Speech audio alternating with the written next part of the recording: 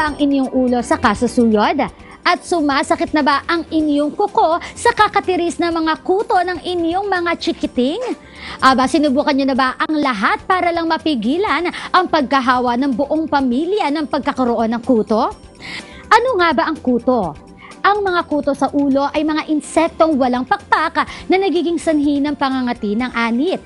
Ang mga ito ay nabubuhay sa pamamagitan ng dugo ng tao at maaari ring manirahan sa mabubuhok na parte ng katawan ng tao tulad ng ilong, kilikili, kilay, pilikmata at balbas at maaari ring tumira sa likod ng ulo, leeg at sa likod ng tainga.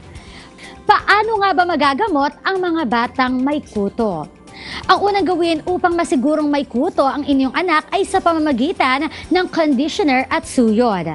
Upang maging effective ang pagtanggal ng kuto, ibuhos ang conditioner sa suyod bago suyurin ang tuyong buhok mula bunbunan hanggang sa dulo ng buhok.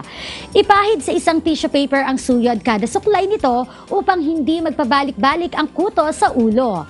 Ulitin ito ng 5 beses. Ayan, ulitin po ng 5 beses bago banlawan ng maligamgam na tubig.